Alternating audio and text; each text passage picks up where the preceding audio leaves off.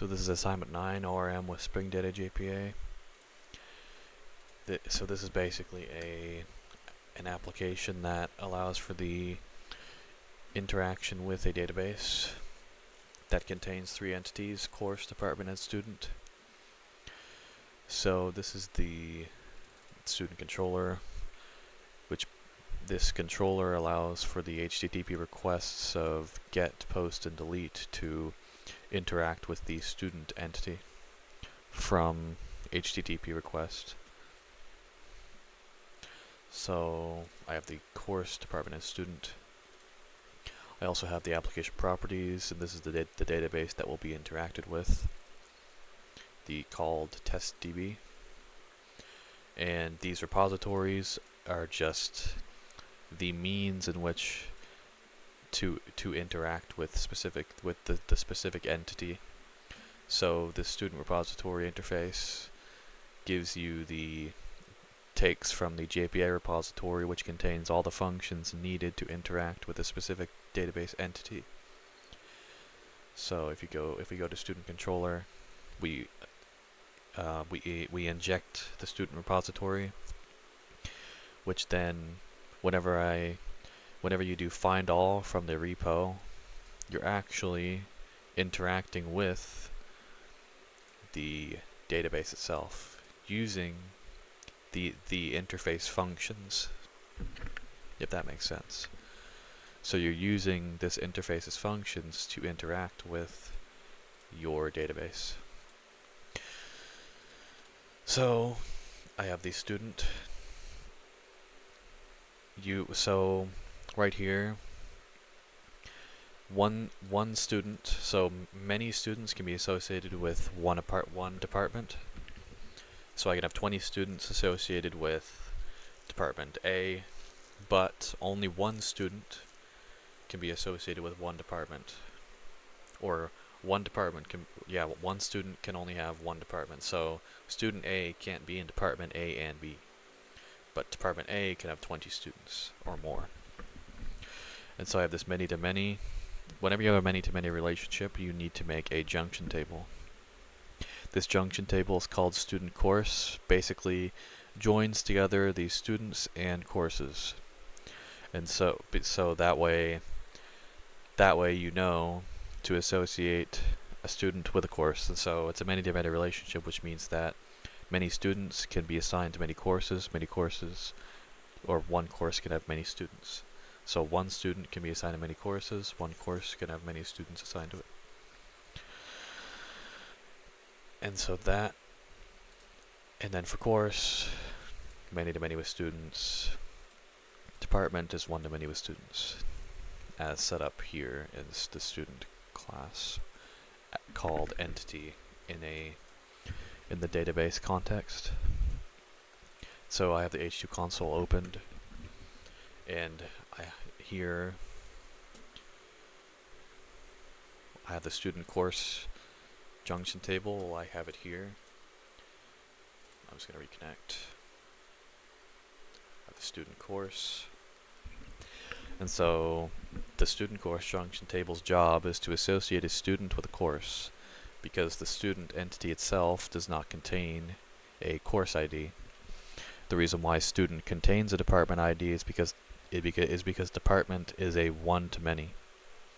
Now, the way that this app is set up is not fully correct, because usually what you want is because I have the foreign key of department within my student entity, I shouldn't have a department student junction table, because it doesn't really make sense. It's sort of it's redundant. You only need a junction table when you have a many-to-many relationship.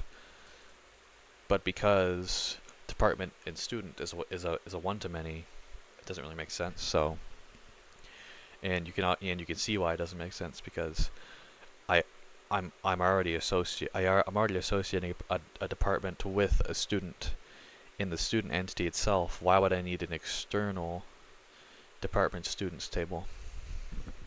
So that's just sort of a artifact I've found with this, or an error. but that's fine. I would change it, but I can't. It's only read only, so that's fine. But I'm gonna insert some entities or some data into the database. So I've just inserted departments, students, and courses. I just have 20 here that I generated. Then if I go into student, I can see all the students that were inserted, the courses that were inserted, and the departments. Now I'm going to just link some students with some courses. So student 1 will have the course of Calculus 1, student 2, Calculus 2, student 3, linear algebra. And then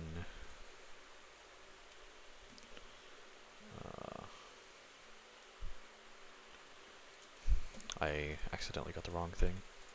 Yeah, there we go. So if I go to student, so course students, or yeah, student course. So student 1, so student 1 is taking course 1. If I see what course 1 is, Calculus 1. So who is student 1? Student 1 is Alice, so Alice is taking Calculus 1. That's why when you have a many-to-many relationship, you can link tables together with a junction table so that you know the association. I know that Alice is associated with calculus, so Alice is taking calculus. Alice is also taking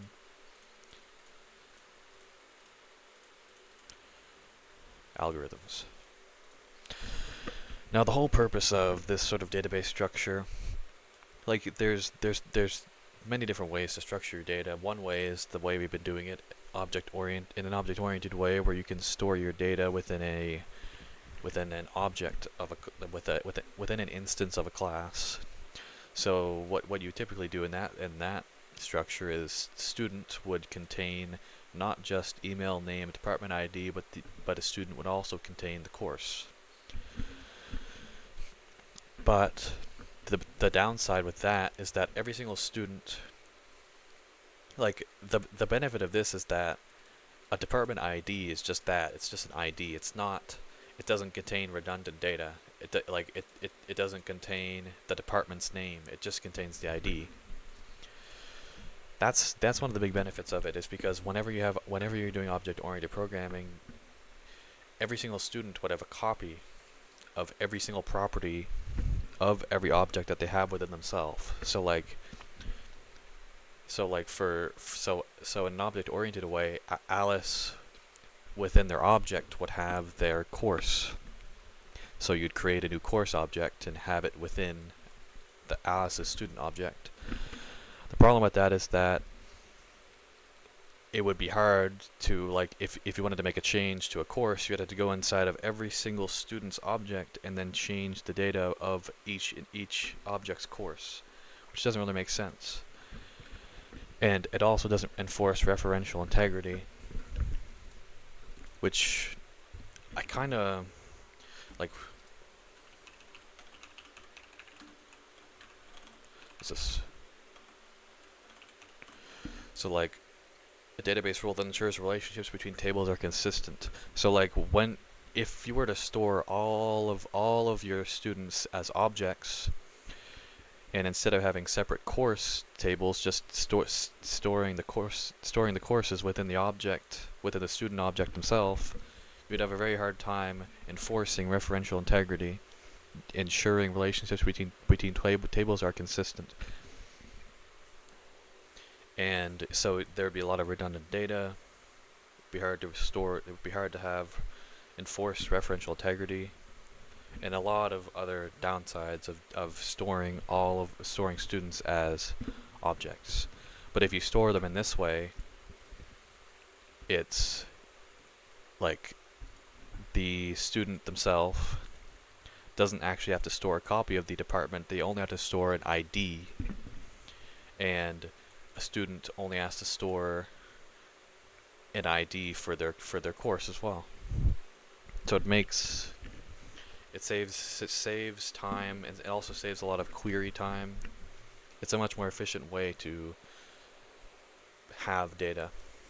and store data in this way, and that's basically the whole reason why we do it this way. So I could also, I was tinkering with this before,